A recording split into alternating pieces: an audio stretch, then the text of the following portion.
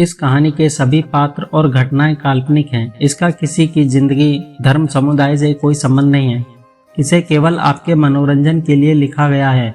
अगर इसका किसी की जिंदगी से मेल होता है तो यह एक संयोग माना जाएगा। हमारा मकसद किसी की भावनाओं को ठेस पहुंचाना बिल्कुल नहीं है। दोस्तों, मेरा नाम सोनम है। मैं देखने में काफ़ी सुंदर हूँ और मेरी उम्र अभी 30 साल की है।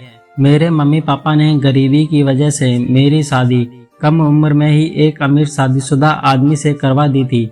उसका एक बेटा भी था। मैं अपनी शादी से बहुत खुश थी और मेरे पति भी मुझे बहुत ज़्यादा मानते थे। लेकिन अभी कुछ दिन पहले ही मेरी पति की मृत्यु हो गई। मेरे सामने मानो दुखों का पहाड़ टूट गया हो। उस समय मेरे बेटे की उम्र लगभग 16 साल की रही होगी। अब मैं एक विधवा हो चुकी थी। धीरे धीरे मेरे पति को गुजर गए काफ़ी समय हो गया था। अब मैं, मेरी सासू माँ और मेरा बेटा, हम तीनों ही घर पर रहते हैं। मेरे बेटे की उम्र अब 20 साल हो चुकी थी। वह बहुत ही समझदार लड़का है। हम अच्छे खासे परिवार से बिलोंग करते हैं। पैसे की कुछ खास चिंता नहीं है। फिर भी सोचती हूँ कि खाली घर पर बैठकर क्या करूँगी, इसलिए जॉब करती हूँ और थोड़ा दिल भी बहल जाता है और टाइम भी पास हो जाता है। अब मेरे पति को गए काफ़ी दिन हो चुके थे, इसलिए मैं थोड़ा उदास रहने लगी थी। ऑफिस की मेरी एक सहेली है। हम दोनों बहुत अच्छे दोस्त हैं और हम साथ साथ ऑफिस जाते थे। एक दिन ऑफिस से निकलते वक्त मेरी सहेली ने मुझे अपने घर बुलाया तो मैं उसके घर चली गई। हमने चाय पी और फिर इधर उधर की थोड़ी बातें की। मेरी सहेली ने कहा, अरे क्या तुझे मालूम है कि हमारे ऑफिस में क्या चल रहा है? जो काम वाली आंटी हैं वह विधवा हो चुकी थी, लेकिन ऑफिस के लोगों ने मिलकर उनकी शादी करवा दी है। अब वह बहुत ही खुशी खुशी रहती हैं और उनको भी एक सहारा मिल गया है। मैंने उसकी बातों पर ज्यादा ध्यान नहीं दिया और वहां से अपने घर चली आई। मैं खाना बनाकर अपने कमरे में बैठी हुई थी।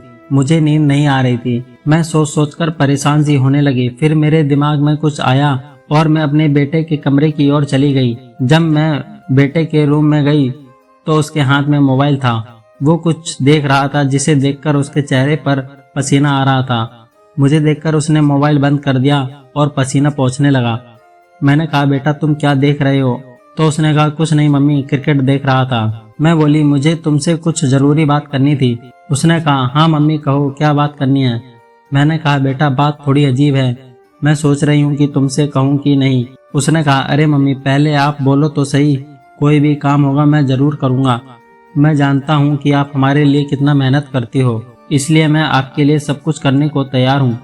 इस पर मैं बोली, मैं चाहती हूँ कि तुम मेरे लिए एक पति की तलाश करो, क्योंकि अकेले मेरी जिंदगी मुझसे नहीं निकाली जा रही है। मुझे क्रिकेट वाला खेल खेले बहुत दिन हो गए हैं और अब मेरा रोज वही मन करता है। तुम्हारे पिताजी को गए काफी साल बीत गए हैं। बेटा तू तो बहुत समझदार है, इसलिए मैंने बड़ी हिम्मत करके तुझसे यह बात कह रही हूँ। तभी वह मुझे बोला कि आप जिस चीज को बाहर तलाश रही हैं वह आपको घर में ही मिल सकती है। आप तो जानते हो अब मैं भी बड़ा हो चुका हूँ। मुझे भी क्रिकेट मैच खेलना और देखना बहुत पसंद है। यह सुनकर मैं बहुत खुश हुई, क्योंकि मेरा बेटा मेरे कहने पर कुछ भी करने को तैयार था।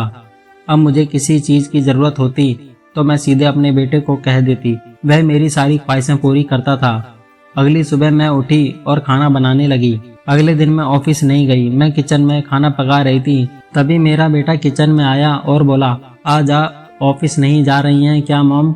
मैंने कहा, नहीं आज नहीं जा रही हूँ। आज मैंने ऑफिस से छुट्टी ले ली है।